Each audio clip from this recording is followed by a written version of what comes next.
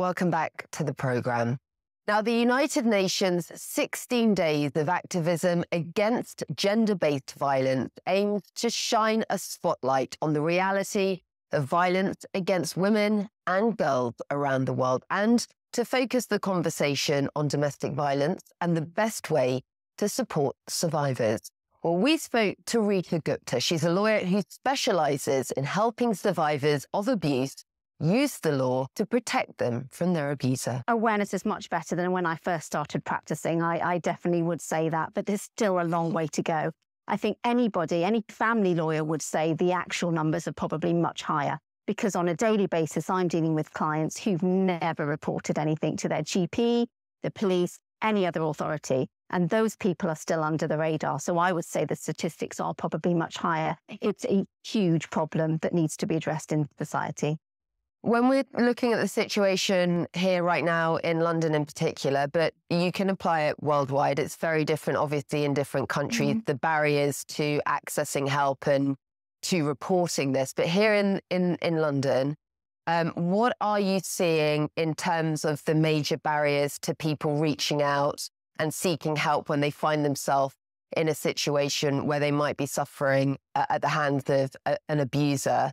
I'm very interested, obviously at the moment we've had the pandemic, we've currently got a cost of living crisis. How are factors like that playing into people reaching out for help? We've got to understand that the abuse doesn't just deal with physical abuse and violence. There's also coercively controlling types of behaviour, gaslighting, where the victim over a period of time has essentially been completely demoralised and has lost confidence and all self-esteem. And those people are often really struggling to cope with the fact that they are actually victims of abuse. I'm dealing with many people who actually are in complete denial. There is a massive fear that they will lose their children or that they will be reported to social services, for example, that they're a bad parent.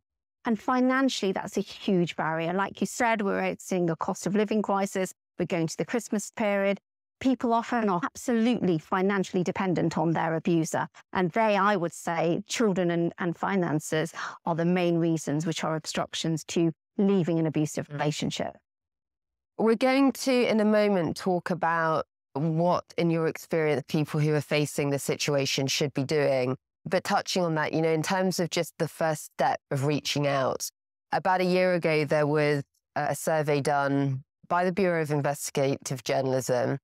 It shows that more than 1,000 police officers and staff accused of domestic abuse themselves were still serving in law enforcement. How do you tackle this issue when even the organisations like the police that you're supposed to reach out to are having such high-profile battles with misogyny and the situation not being dealt with properly within those ranks? This must be just terrifying for the people that you're speaking to who are brave enough to reach out. Absolutely. As I said, first off, we've got a long way to go, but there are some amazing charities out there who can offer support.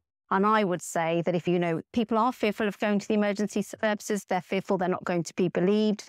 But I would encourage people to make that step and to contact them and contact charities like Women's Aid who are there to try and support them through this process. And then I would say people need to take early legal advice.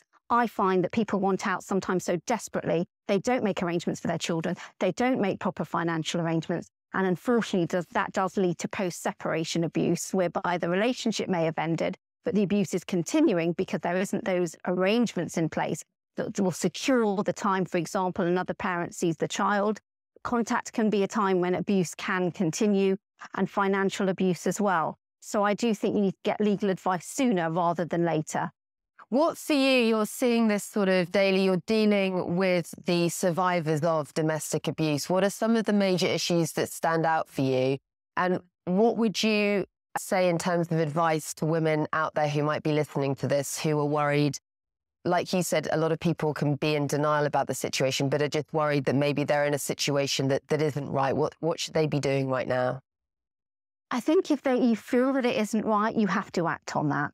You can always reach out for support to a friend, a family member, but I would really promote that contacting a domestic abuse charity would be very important. I think the main concerns for people are their children. If there's children in a relationship, it does make things more complicated. You're going to be inextricably linked with your abuser for the rest of your children's lives. So I think that is a huge issue that people do have to address. But a family lawyer would be able to help you in putting in place arrangements and protective measures to ensure that the children and the arrangements around them are dealt with.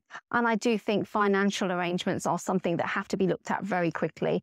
It's terrifying for people to think that they're going to be left financially destitute if they leave their abuser.